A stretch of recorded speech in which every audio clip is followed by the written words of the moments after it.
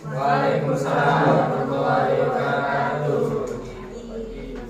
Yang saya hormati dosen pengampu Yohanes Adi Nugroho, SMSC AK, selaku dosen dari mata kuliah Sistem Informasi Akuntansi. Pada hari ini kami akan mempresentasikan bab 10 tentang siklus pengeluaran. Sebelum itu, perkenalkan diri saya dan rekan kelompok saya. Kenalkan, nama saya Rita Supratiwi sebagai moderator dan penjadi 1, dan rekan kelompok saya Rizky Apriliana sebagai penjadi 2. Nah, pertama kita akan membahas tentang siklus pengeluaran. Siklus pengeluaran merupakan serangkaian aktivitas bisnis dan kegiatan pengolahan data yang berhubungan dengan pembelian dan pembayaran atas barang dan jasa yang dibeli, termasuk di dalamnya pembelian bahan baku, barang jadi, supplies, dan jasa. Dalam siklus pengeluaran yang merupakan siklus kedua dari siklus kegiatan pokok perusahaan terkait 4 kejadian ekonomi atau transaksi akuntansi, yaitu pembelian, penerimaan barang, pencatatan utang, dan pelunasan utang. Dalam melaksanakan keempat transaksi tersebut, perusahaan menggunakan 4 buah subsistem, yaitu sistem pembelian, sistem penerimaan, sistem pencatatan utang, atau sistem voucher. Dalam sistem pengeluaran kas dan sistem pengeluaran kas. Dalam siklus ini, pihak eksternal yang terlibat adalah pemasok, sedangkan pihak internal yang terkait adalah siklus produksi, siklus pendapatan, dan siklus buku besar dan pelaporan. Nah, di sini ada diagram siklus pengeluaran. Nah, siklus pengeluaran dimulai ketika perusahaan membutuhkan barang atau bahan, bagian pembelian kemudian membuat order pembelian kepada pemasok. Pemasok mengirimkan barang beserta faktur. Setelah barang diterima dan diperiksa, perusahaan melakukan pembayaran kepada pemasok. Seluruh transaksi melakukan pembayaran kepada pemasok. Seluruh transaksi tersebut dicatat sebagai data biaya dan dilaporkan ke sistem buku besar untuk menyusun laporan keuangan. Nah, di sini ada siklus pengeluaran atau dokumen. Di sini ada 3 jenis transaksi dan dokumen yang digunakan. Itu yang pertama adalah pembelian kredit. Dokumen yang digunakan itu permintaan pembelian, pesanan pembelian, laporan penerimaan barang, dan voucher. Yang kedua itu pengeluaran kas. Dokumen yang digunakan itu cek. Yang ketiga jenis transaksi itu retur pembelian. Dokumen yang digunakan adalah memo debit. Di sini ada siklus pengeluaran atau laporan. Dalam aplikasi pengeluaran ini juga dihasilkan 3 macam laporan, yaitu laporan pengawasan atau control report, register, dan laporan khusus atau special report. Nah, laporan kontrol ini memeriksa perubahan yang dilakukan setiap sebuah file.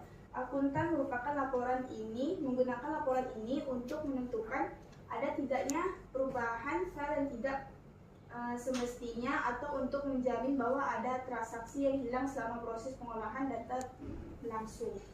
Yang kedua itu register.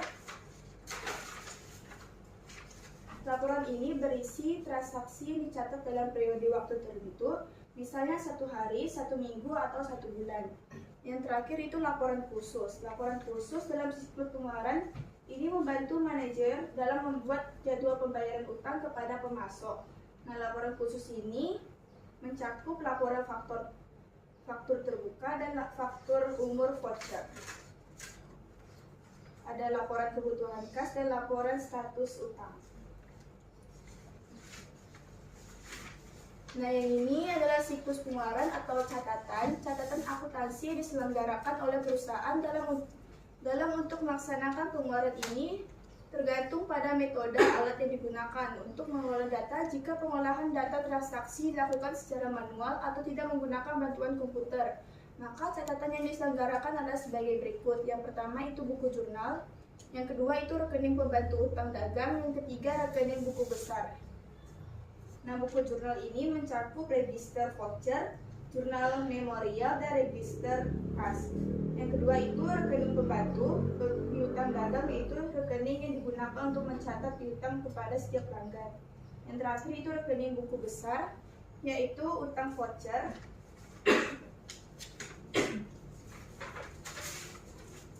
Dan kas. Nah, yang di sini ada siklus pengeluaran atau catatan dalam sistem berbasis komputer. Data akuntansi dicatat dalam sebuah file induk atau master file dan 7 file transaksi atau transaction file. Yang pertama itu file induk. File induk itu terdiri dari dua, yaitu file induk pemasok dan file induk persediaan. Kalau file transaksi itu ada 7 kan, itu ada file permintaan pembelian, file order pembelian terbuka, file order pembelian, file penerimaan barang, file faktur pembelian, file voucher, dan file buku besar. Nah, di sini adalah pengolahan transaksi. Pengolahan transaksi akan diuraikan dalam 2 versi, yaitu untuk sistem yang diselenggarakan secara manual dan untuk sistem yang diselenggarakan dengan menggunakan secara manual. Dan untuk sistem yang diselenggarakan dengan menggunakan alat bantu komputer. Nah, di sini sistem manual mengelola transaksi dalam siklus pengeluaran yang diselenggarakan secara manual, mencakup prosedur-prosedur. Dan yang ini sistem berbasis komputer. Pengolahan transaksi dalam siklus pengeluaran yang berbasis komputer mencakup prosedur-prosedur. Dan di sini ada tabel aktivitas pengendalian transaksi pembelian. Ini yang pertama ada otoritas transaksi. Setiap pembelian harus mendapat persetujuan dari pihak yang berwenang sebelum dilakukan. Tujuannya agar tidak terjadi pembelian yang tidak sesuai anggaran. Yang kedua itu ada pengamanan terhadap aset dan catatan. Ini perusahaan harus memastikan barang yang diterima harus diperiksa, dihitung, dan dicatat dengan benar. Tujuannya agar mencegah kehilangan dan kecurangan. Yang ketiga di sini ada pemisahan tugas. Tugas pembelian dan penerimaan barang, penyimpanan barang, dan pencatatan utang dilakukan oleh bagian yang berbeda. Tujuannya agar mengurangi penyalahan guna wewenang. Yang terakhir ini ada dokumen dan catatan yang memandai. Setiap transaksi harus didukung oleh dokumen yang lengkap seperti permintaan pembelian, laporan penerimaan barang, dan faktur. Dan di sini juga ada aktivitas pengendalian pengeluaran kas. Yang pertama itu ada otoritas transaksi. Setiap pengeluaran kas harus mendapat persetujuan dari pihak yang berwenang.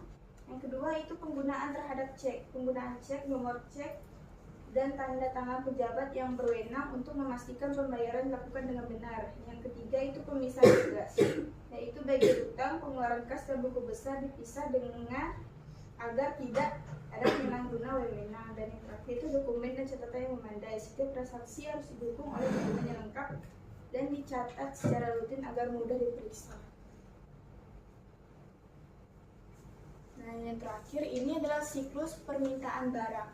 Siklus pengeluaran adalah permintaan, pembelian barang atau supplies atau persediaan. Keputusan kunci yang dibuat pada proses ini adalah mengidentifikasikan barang apa yang akan dibeli, kapan dibutuhkan, dan berapa banyak yang akan dibeli. Keputusan ini normalnya dibuat oleh fungsi pengawasan persediaan atau inventory control. Meskipun informasi tentang kebutuhan barang diperoleh dari Departemen Penggunaan Barang. Permintaan pembelian kadang-kadang juga dibuat oleh siklus produksi atau dari fungsi penjualan yang menyampaikan informasi tentang back order. Baik, selanjutnya akan dijelaskan oleh Rizky Abiana.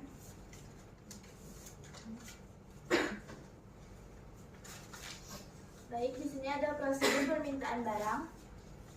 Metode pengawasan persediaan secara tradisional. Metode pengelolaan persediaan tradisional dimaksudkan untuk menjaga agar jumlah persediaan cukup sehingga proses produksi dapat dilakukan tanpa gangguan. Meskipun jumlah kebutuhan persediaan sedang kadang melebihi jumlah yang diperkirakan atau bahkan pemasok lambat mengirimkan barang, metode tradisional ini disebut dengan pendekatan Economic Order Quantity atau EOQ karena didasarkan atas perhitungan jumlah pesanan yang paling optimal sehingga dapat meminimumkan biaya pemesanan, biaya pengangkutan, dan biaya kehabisan barang.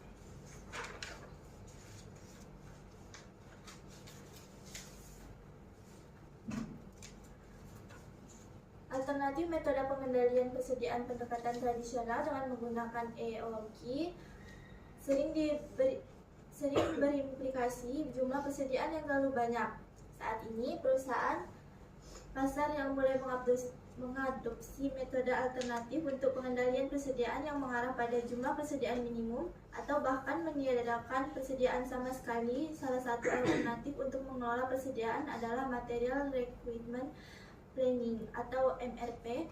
MRP berupaya untuk mengurangi jumlah persediaan dengan penjadwalan produksi bukan dengan perkiraan kebutuhan. Dengan demikian, sistem MRP mengurangi ketidakpastian tentang kapan bahan baku dibutuhkan sehingga dapat mengurangi jumlah persediaan bahan baku yang ada di gudang.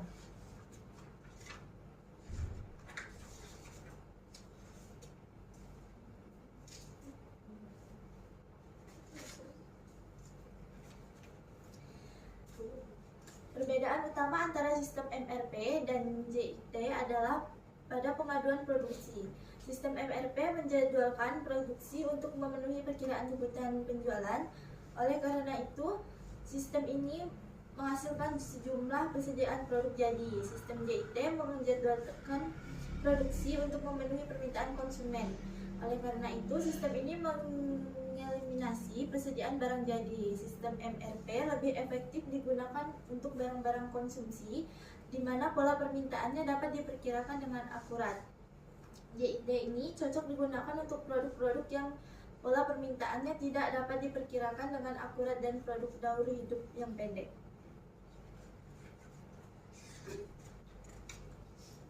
Di sini ada prosedur pemesanan barang, yaitu aktivitas pokok yang kedua dalam siklus pengeluaran adalah pemesanan supplies dan bahan baku. Aktivitas pembelian biasanya dilakukan oleh petugas pembelian atau karyawan pembelian dalam departemen pembelian.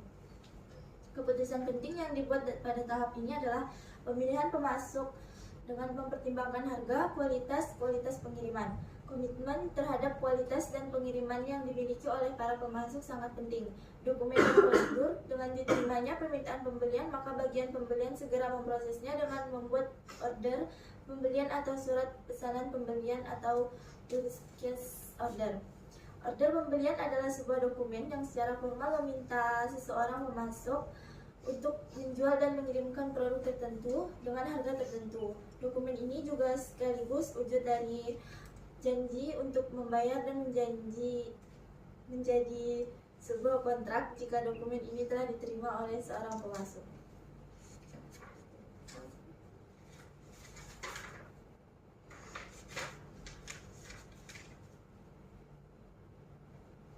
Prosedur penerimaan dan penyimpanan barang. Aktivitas ketiga dalam siklus pengeluaran adalah menerima dan menyimpan barang yang dipesan. Departemen penerima barang bertanggung jawab ini adalah untuk menerima barang yang dikirim oleh pemasok. Setelah barang diterima, kemudian dilaporkan ke manajer bagian gudang untuk kemudian meneruskannya ke manajer pabrik. Departemen penyimpanan barang yang bertanggung jawab kepada manajer bagian gudang bertanggung jawab untuk menyimpan barang. Informasi tentang penerimaan barang yang dipesan harus dikomunikasikan ke fungsi pengawas persediaan untuk memperbarui catatan persediaan.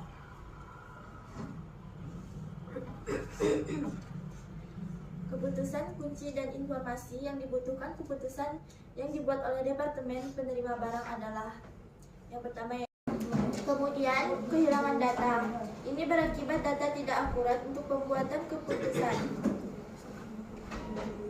Kinerja buruk, yaitu berakibat pemrosesan yang tidak efisiensi dan efektif. Baik, terima kasih atas penyampaian materinya. Sekian dari kelompok kami ucapkan terima kasih dan selamat pagi.